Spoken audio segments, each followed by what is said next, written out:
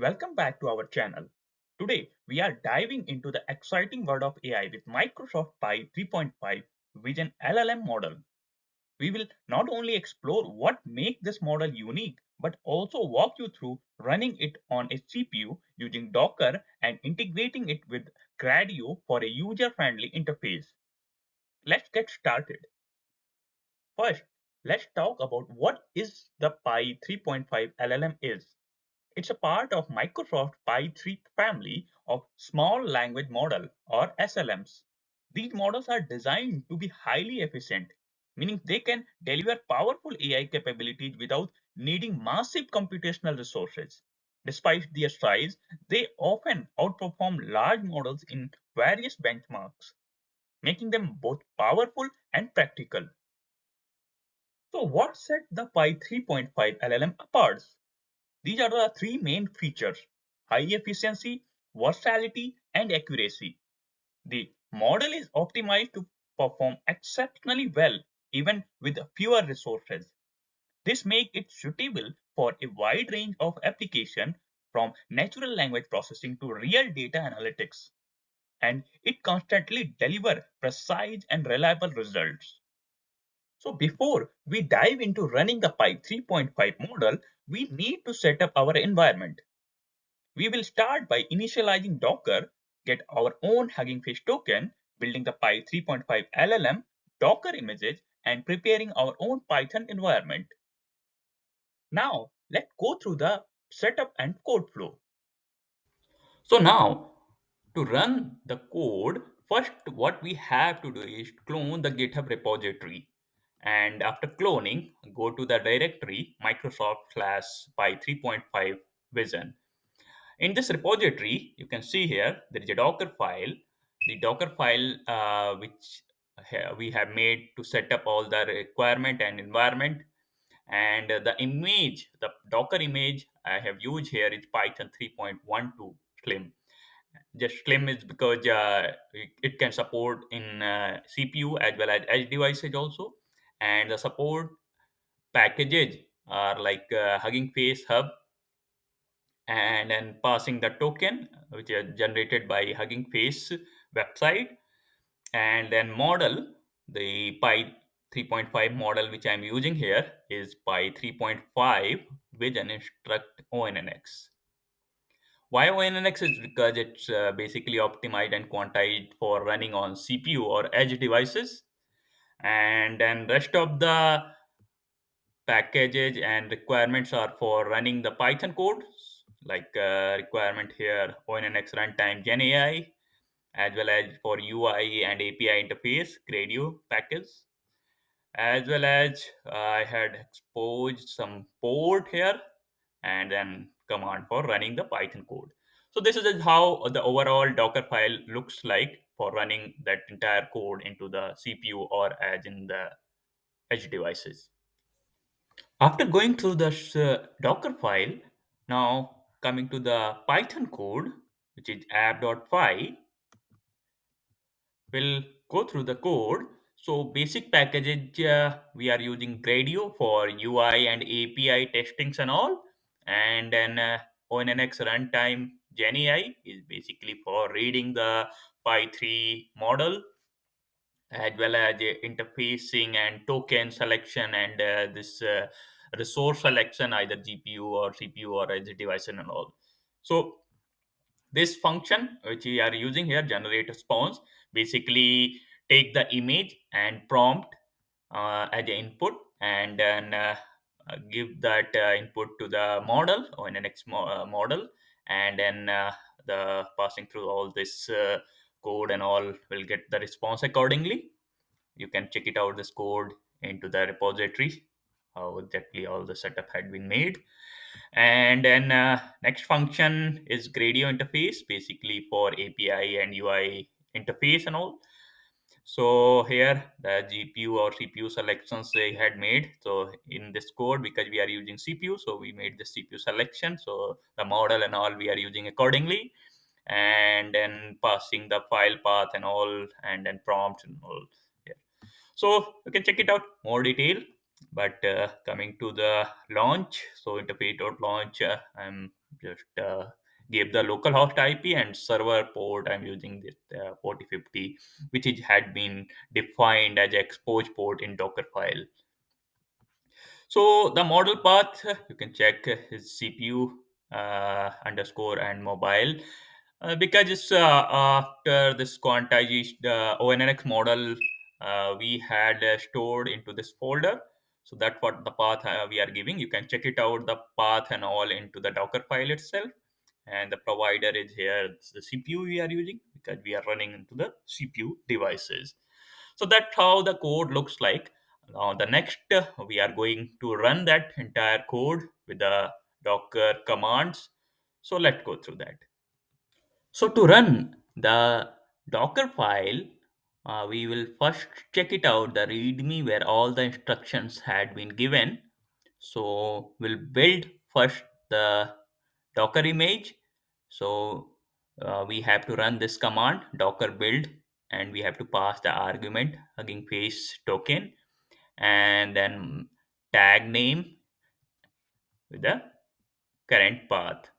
So since our Docker file is in the Microsoft slash Phi 3.5 Vision directory, we'll go into the directory first, cd Microsoft, then Phi 3.5 underscore Vision. So we came into this file path, and now we'll run this command. So I had here inserted that Docker command for building, and then click on enter. So it will, because since I had already installed all the setup and all, so it didn't took much time for me. But if you are running for the first time, it might take some time to create, to build that image. So since now this image got built, we will run the image, and the command which I had already mentioned into the readme file. So we'll type here sudo run sudo docker run. uh, since we are putting making it interactive mode, so it rm, after running and closing, it will remove any cache file, and then we will pass the code, which is 4050 inbound and 4050 outbound, and then the image name, which is pi 3.5 underscore vision. So yeah, I think it all look good. We clicked enter, and we'll wait for execution, download all those files which I had mentioned. So yeah, it start loading the model, and then after loading, it will execute the Python code. So depends on the system, the processor and all.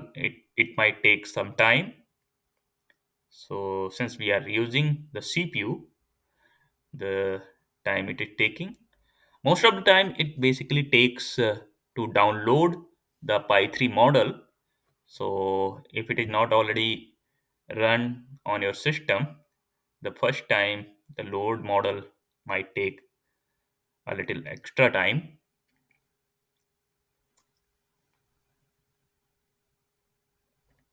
Yeah, so model got loaded, and we got our local URL. So this 0.0.0.0, it's a local host, and the port 4050 we are using. So we have to just copy this, and then paste into our browser. So since I'm using VM, and which is having some different IP, so here after entering, I got this UI interface. What here we have to do is first click on this drop image here, and select any image which you would like to go through in detail. So I selected this image, and I will ask in the prompt, what is in this image? Just simple question and click on submit. So since we are running in the CPU and then model is definitely quite heavy, so for us it is taking quite a little extra time since we are using high resolution images also. So if you want any response faster, so in such cases better to use small size images, and aminished or shifar images like 32 cross 32 or 28 28 might take a little less time. So accordingly it take time. We'll wait for the response now.